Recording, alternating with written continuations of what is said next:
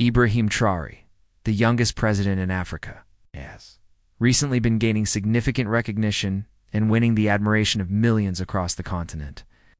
He is seen by many, especially the youth, as a visionary and a symbol of inspiration. His leadership approach is widely described as progressive, inclusive, and centered on improving the well-being of his people. His administration has prioritized policies that aim to build a more equitable and prosperous society, with focused efforts on tackling poverty, unemployment, and improving education. His forward-thinking strategies have earned praise both domestically. Many consider him a promising young leader with the capacity to drive meaningful change across Africa. At present, some of the most frequently searched questions about Ibrahim Traoré revolve around his personal life, whether he is married or has children, for example. This growing curiosity reflects the broader interest in understanding who he is beyond politics. In this video, we'll address some of these questions. But first, consider supporting us by clicking the like and subscribe buttons. Your support truly helps. In September 2022, Ibrahim Traoré made history by becoming the world's youngest head of state.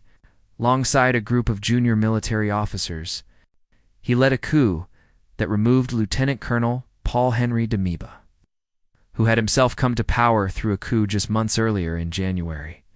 Traoré cited Damiba's failure to effectively combat the country's growing insurgency as the main reason for the takeover. He announced the transition during a national broadcast on October 1, 2022. At the time, Damiba was 42 years old. Traoré, just 34, held a lower rank in the military.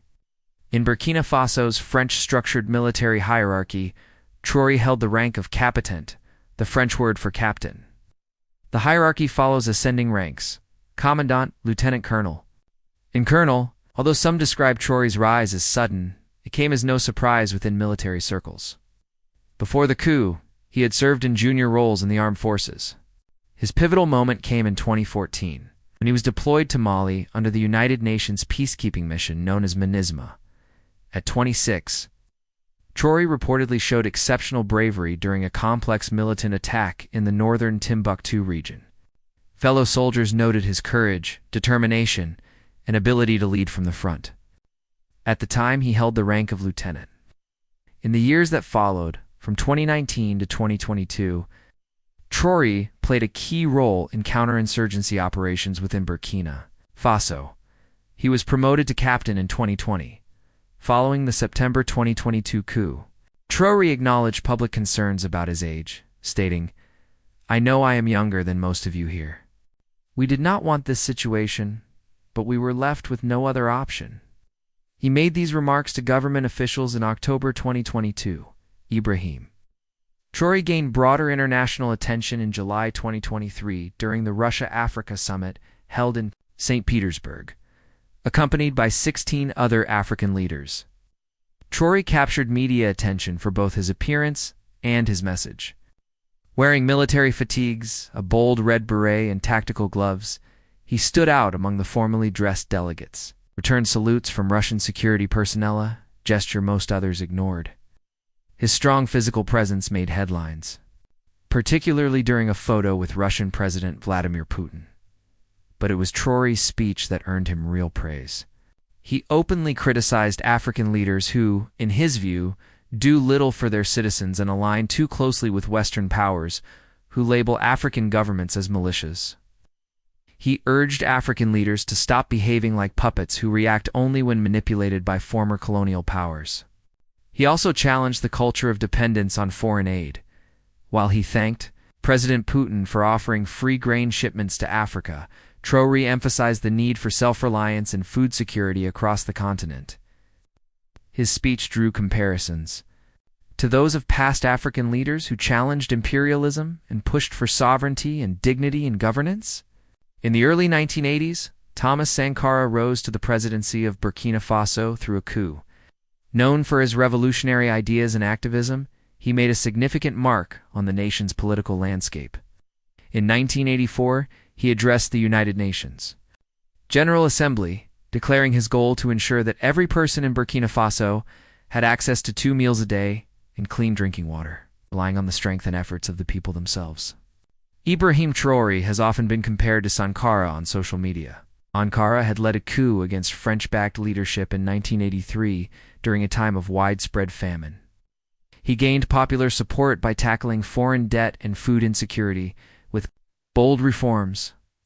Today, while hunger remains a major challenge in Burkina Faso, insecurity has become an even more pressing issue. Traore has vowed to combat extremist violence and is now seeking new international partners, including Russia. He argues that better training, equipment, and intelligence are essential for his troops to successfully confront militant threats. Achievements: Ibrahim Traoré stands out as a practical and innovative leader.